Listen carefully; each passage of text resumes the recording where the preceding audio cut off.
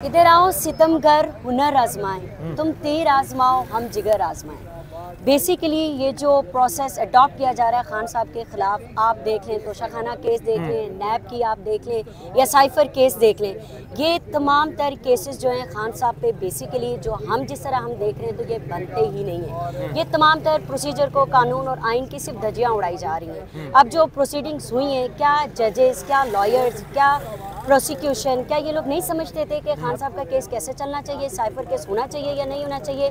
Cipher है ही नहीं से लेकर एफआईआर आ गई है। एफआईआर का क्या मतलब हुआ कि इस रियासत ने मान लिया कि जी साइफ़र आया था। साइफ़र आया था तो एफआईआर हुई है ना सर। जो आप एफआईआर को सिर्फ ये ना देखें कि ये एक एफआईआर है, बल्कि ये रियासत की तरफ से एडमिशन आ गया है कि there was a secret message. फिर उसको पब्लिक करने पे खान साहब को चार्ज किया गया है। फिर ट्रायल चला, कुछ जजेस चले, कुछ हमारे विटनेसेस के ऊपर क्रॉस भी हुआ। अब जो प्रोसिक्यूशन है आज 6 विटनेसेस और पेश करने थे, यहाँ अंदर प्रोसीडिंग्स चल रही हैं। बट डीबी ने जो फैसला दिया है हम समझते हैं कि आइन और कानून के मुताबिक बिल्कुल दुरुस्त दिया है। हम यही चाहते थे कि एक प्रॉपर एफआईआर अगर आपने करनी ही है, आप आइन और कानून के अंदर रह कर करें। मैं आपको ये भी बता दूं कि जो साइफ़र का इन्होंने केस दायर किया, पहले इन्होंने अमेंडमेंट की सर, फिर उसके अंदर खान साहब को चार्ज किया। तो अमेंडमेंट का इतलाक उस डेट के बाद होना चाहिए था, पीछे नहीं जाना चाहिए था। तो बेसिकली आइन और कानून की धज्जियाँ उड़ाई जा रही हैं मुख्तलिफ केसेस में। अब जो आपने क्वेश्चन किया कि नैब ने गिरफ्तारी डाल दिया है, इनका सिर्फ काम खान साहब को इलेक्शन से दूर रखना था। मैं आपको बता दूं कि खान साहब जो अंदर है ना, वो किस लिए हैं। बेसिक क्वेश्चन समझने की बात है कि खान साहब जो इधर अंदर है, ये पाकिस्तान की सालमियत, पाकिस्तान की खुददारी और पाकिस्तान की खुद मुख्तियारी की जंग है। ठीक है, ये खान साहब ने शुरू तो की है, लेकिन इसमें अवाम को भी साथ देना पड़ेगा। हम 8 फरवरी 2024 को आप देखेंगे कि ये अवाम खान साहब के एक एक दिन, एक एक रात का हिसाब इंशाल्लाह इनको देंगे। खान साहब जब अंदर होंगे तो इलेक्शंस कैसे कंटेस्ट करेंगे? फिर 8 फरवरी से आप कैसे उम्मीदें अपने वाबस्ता कर सकते हैं? देखिए, ये समझते हैं कि पीटीआई, नून लीग, पीडीएम की जितनी जमातें उनके ये समझते हैं कि वो उस तरह की कोई जमात है। नहीं, पीटीआई एक विजन है। पीटीआई में सब लोग डिफरेंट एरियाज से हैं। किसी आप देख सकते हैं कोई विरासती पार्टी नहीं है ये। इसमें कोई ऐसा नहीं है कि खान साहब अल्लाह उनको ज़िंदगी दे, अल्लाह उनको सेहत दे। इंशाल्लाह आप देखेंगे कि इलेक्शन में वो बाहर भी आएंगे, इलेक्शन भी लड़ेंगे।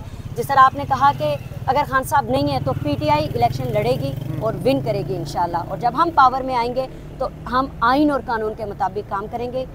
इस तरह आइन और कानून की वायलेशन नहीं होगी। और खान साहब की जो गलती, जिसको मैं समझती हूँ, उनकी गलती ये थी कि उन्होंने आइन और कानून को बलात्कार समझा। नैब की गुफ्तगू हो रही है, ये नाज़रीन को भी हम दिखाते चलें कि नैब इस वक्त पहुँच चुकी है अडियाला में।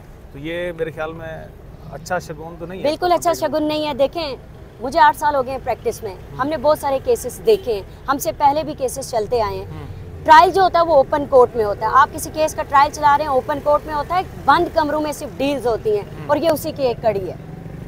अच्छा, ये डील की ही एक कड़ी है। कहा जाता है कि मुकाफात अमल भी है। एक वक्त था कि नैब यही गिरफ्तारियाँ करती थी नून लीग की लीडर्स की, रहनुमाओं की, और आज ये पाकिस्तान तहरीक इंसाफ के रहनुमाओं की गिरफ्तारियाँ करती है। जिस तरह से अब अडियाला में पहुँचे हैं इमरान खान से पूछ करने, यही कुछ पहले नवाज शरीफ और दीगर रहनुमाओं के साथ भी होता है। देखिए, बिल्कुल हुआ है, लेकिन नवाज शरीफ के खिलाफ जो केसेस हैं, क्या पीटीआई ने बनाए थे? नहीं, ये वही निज़ाम चला रहा है। इसी निज़ाम को तो खान साहब ने नंगा किया। खान साहब ने यही कहा जो जिसका काम है उसी को करने दिया जाए, इदारे एक दूसरे के अंदर मुदाखलत ना करें। हम तो यही कह रहे हैं, यही तो जंग है खान साहब की। खान साहब ने यही तो कहा है कि जो जिसका काम है उसको करने दें, नैब को अपने काम खुद करने दें। नैब को केसेस बना के कौन देता है? आप इसके ऊपर बात करें।